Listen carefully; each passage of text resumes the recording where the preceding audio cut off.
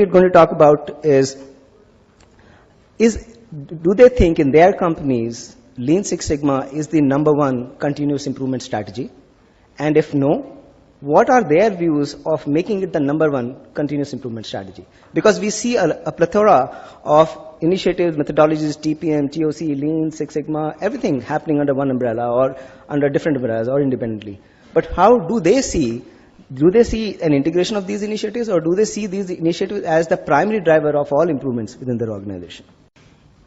I think the question was to see whether we are implementing Lean Six Sigma in our company. I can't directly answer that because I'm facilitating many organizations to deploy Lean Six Sigma. So I can probably reflect the perspective of the CEOs whom I regularly meet. What's currently happening is the business pressures are mounting because of the rapid globalization, and the CEO's agenda is obviously, since morning we have been discussing how to improve profitability, how to stay in the business and so on. Hardly I find they are keenly interested to know what is Lean is all about and Six Sigma is all about. The only interest they have is how this can be used as a vehicle or a conduit for getting their business objectives fulfilled, as rightly you presented the case study as well. So there's a business agenda which is converted into an application. So the growing emphasis on the tool, which very few people understand in detail. We also deliberated today that excessive application of statistical tool, is it favorable or unfavorable and so on. So there is a general feeling that these tools are taking too long a time to solve the problem, and people are more keen on applying the tools rather than fixing the business problem. So the major shift that the CEOs are looking for is which tool you are using is immaterial, but as long as the business issues are fixed. So that's what is happening in my opinion. Right. So the next question that I am going to throw across to the panelists is, what in their view we can take the deployment of Lean Six Sigma from an operational level to a strategic level? What will make it happen in their view? For a moment I would like to not to use the Lean Six Sigma. It is the continuous improvement. Is it a boardroom agenda? Because Lean and Six Sigma is going to be one of the tools that you may probably employ. Whether the CEO is keenly interested to institutionalize continuous improvement practices in the company or not.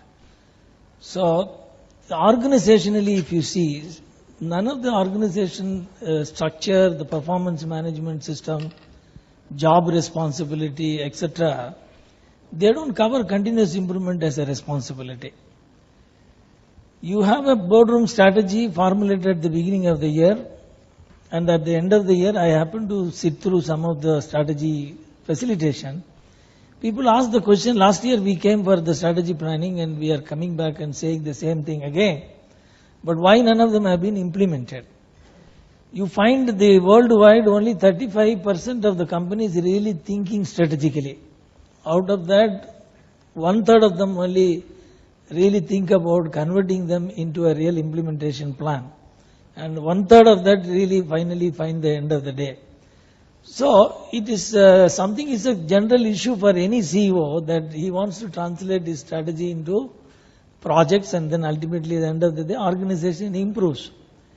So somebody has defined stupidity is nothing but following the old process and expecting a new result. So obviously CEO is in his position purely because he is able to think ahead. That is why he is there. So it's not right to say that the CEO doesn't have a perspective to have continuous improvement as part of his agenda. It is there, but the problem is the current structure and systems don't permit it to become a reality. Thank you.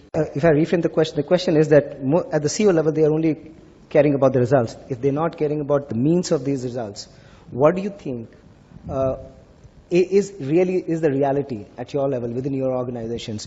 Do you care about what methodologies are being adopted? What is the means to the end that is being adopted? Is it because I think surely sustainability would be very key in your mind, because I get this question raised every time that the improvements you're doing, are they sustainable or not? So if I tell them that I am applying a methodology, they are actually, they are having a confidence in us that yes, then the sustainability would be there. But let me hear from all of you. I support the view of Mr. Bose. It's not fair to say that the CEO is not committed to quality, because that's an unfair statement. Of course, it all depends on what kind of a competitive environment the company is operating. If you take India, for example, since prior to 20 years back, of course, we lived with what kind of a products and services all of us know. If you are operating on an environment where there is no competition, obviously many things are not going to be part of your agenda. Yeah, the business runs and the results are nothing to do with the planned way the CEO has directed the company. So obviously the tendency of human being is everything going well, probably you think that because of your efforts it's happening. So now it is not the case. Even if you take stock exchange, in India there was only one stock exchange, now there are 3 stock exchanges are there. So there is no business is going to be devoid of any competition. Going forward, every business is going to have competition. Obviously, as the competition is mounting up, the CEO agenda will be obviously the customer centricity, then customer service and defect-free operations and so on. I think I'm Dr. Ishwar, faculty. See, the customer is looking at value, that is satisfaction by price, not cost. And MRP fixes the price. Now, manufacturer is looking at input minus waste is output. Now, business is looking at price minus cost is profit. So automatically, you're looking at, if you have to increase the profit, you have to reduce the cost. That means you have to reduce the waste. Now, major problem in the present day world is your time compression, the speed with which you have to achieve the result.